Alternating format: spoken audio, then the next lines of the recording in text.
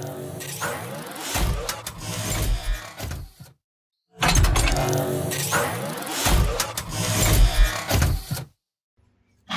magandang araw mga ka-DIY. Dahil wala nga ako ibang ma-content ngayon, ito na lang muna. Tungkol sa piso wifi. Meron kasi ako bagong gagamitin dito kasi dati yung ginagamit yung wiring dito, yung tradisyonal. Hindi ako gumagamit ng custom board. Ayan, ganito mga ka-DIY. Hindi ako gumagamit nito.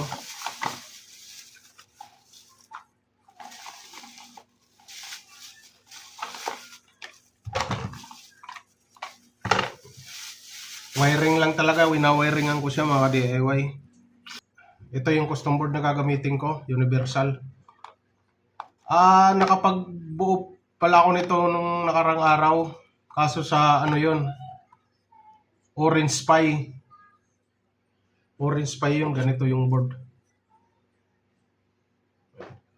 Ito Raspberry Pi ito. Ayan, mga Raspberry Pi ito. Kaya tatlo itong binili kong custom board kasi mayroon pa ako ditong tatlong hindi nagagamit. Ayan. Bali tatlong Raspberry Pi at Orange Pi. Ngayon isusubok ko siya dito sa Raspberry Pi. Kung totoo ngang universal to. Kasi gumana doon sa doon sa Orange Pi ko. Ngayon susubukan ko dito. Ang gaya nga ng sabi ng iba, maganda daw gamitin to. Dahil wala na, kunti na lang yung wiring na gagawin. Ito isasalpak na lang eh. Tapos lalagyan ng power supply dito.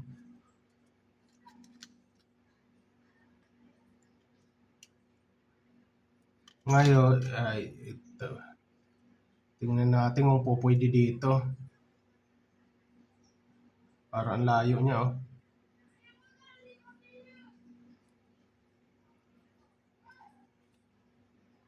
Hindi ko alam kung ganito. Pag ganito, hindi pwede. Tatama dito. Ayan, malamang hindi ito ganito yung pagkabit. Pag ganito, pasok siya. Kaya wala siyang tatamaan. Walang tatamaan. Kaya hindi rin magkakamali mga ka-DIY paglagay. Sa Orange Pi naman,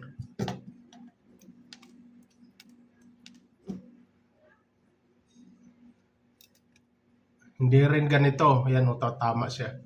Kaya babalik ta rin. Yan. Ganyan yung kabit niya. Hindi magkakamali mga ka-DIY. Yan, isalpak ko na dito. Sana gumana to. Ayan, no, sasalpak lang.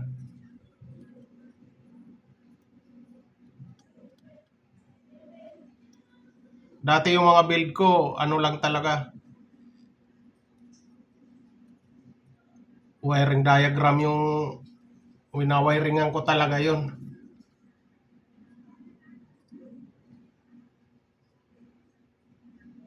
Pag ganito nga, ang layo ng niya mga ka-DIY, oh.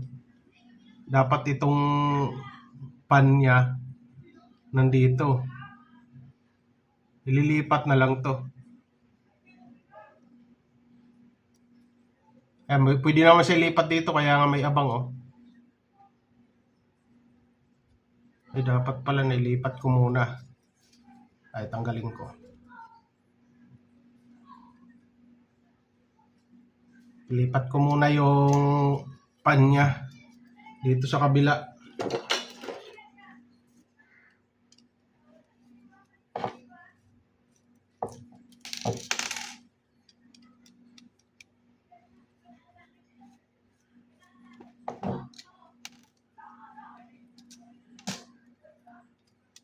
Lilipat natin siya dito.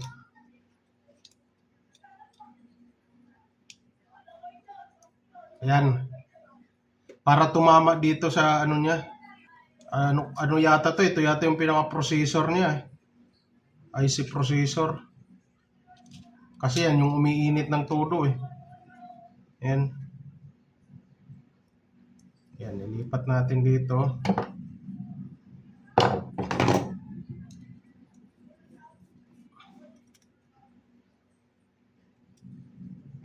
Pag sa orange pa, hindi na nililipat mga DIY, tatama na siya dito.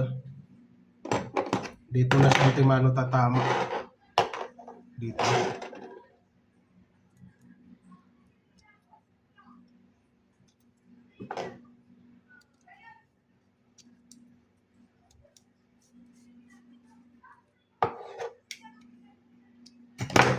Ayan. Kabit natin uli.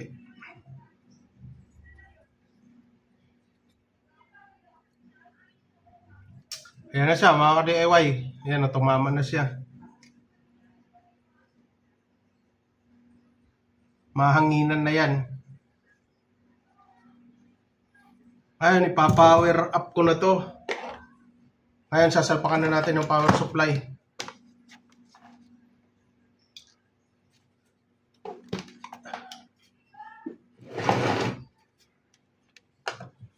Tingnan natin kung iilaw.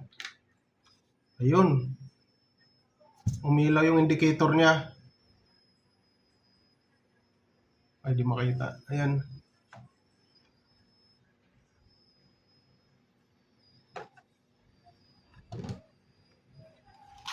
Tapos lalagyan ko ng coin slot. Ito pala yung wiring mga ka-DIY. May nakasulat naman dito. Ito yung sa coin slot. Para sa coin slot yung wiring yan. May tatlong ano dito. May tatlong butas siya. May naka-indicate dyan kung anong kulay yung ilalagay bawat butas. Dito sa unahan red. Tapos coin slot. Tapos black. Ito yun, no? Red, coin slot, yung puti, tapos black. Ayan, ganun lang. Maganda gamitin yung ganito.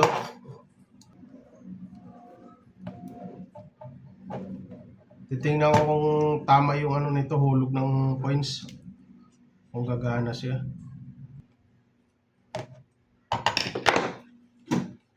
Tapos lagyan natin ng ano siya, internet.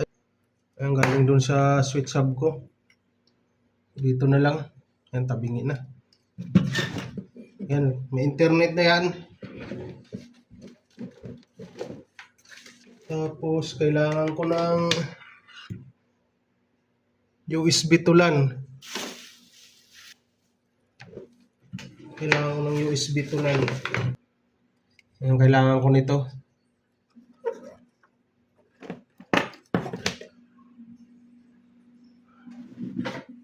Layo na ng ano ko. Maiksi yung wire ko kasi. Ayan yung USB to LAN. Ito na natin. Tapos ito na, galing sa antena. LAN. Papuntang antena na yan. Yan, may power na siya. Ayun nga lang, walang ilaw yung ano.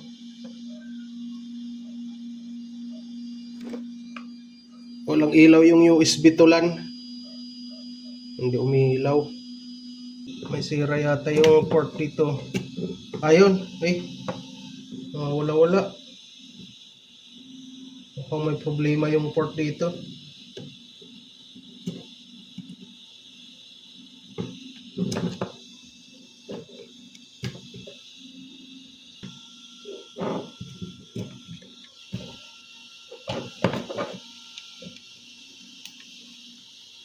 Wala nga oh.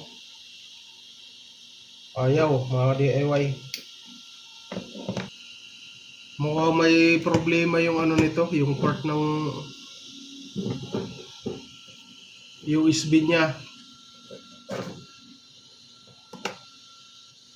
Ano mga ka-DIY. Pero masusubok ko pa rin to mga ka-DIY. Ito kasing Raspberry Pi may ano to, may built-in na Wi-Fi.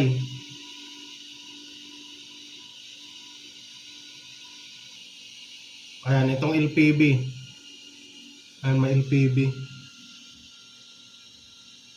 Ayan, nagko-connect na siya. Ayan, connected siya, oh.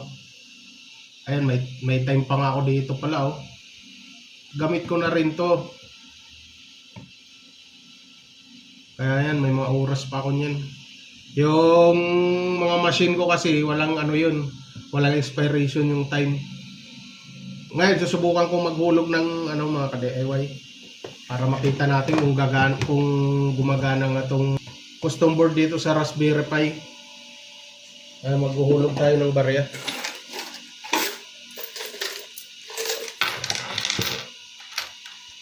Ayan. Ayan, insert coin. Ayan.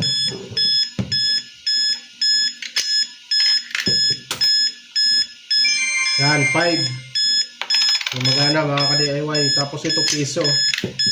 Piso. 6. Piso ulit. 7.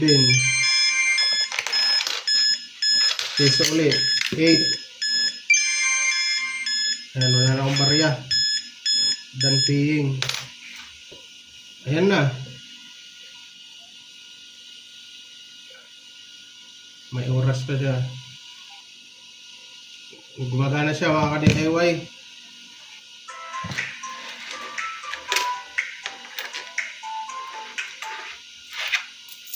Ayan, so ayun na mga ka-DIY.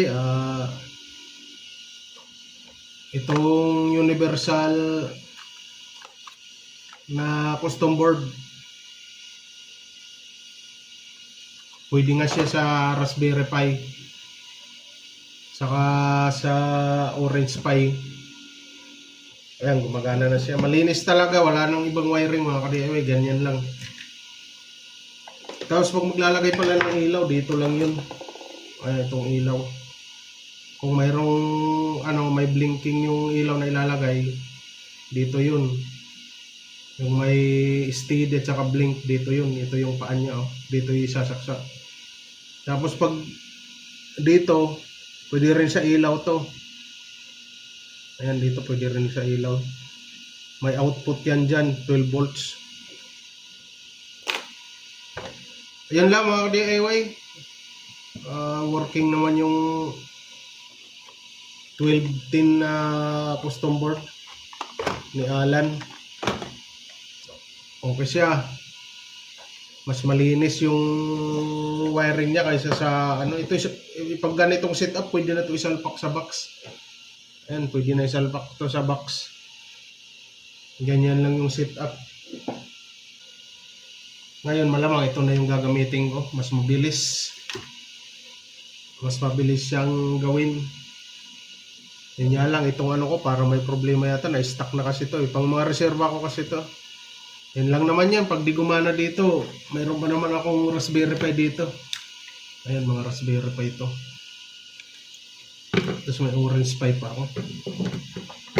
Ayan, hindi ko na maipapakita pag kalikalikot ko dito kung pagana ko pa to yung port ng USB. Pero sa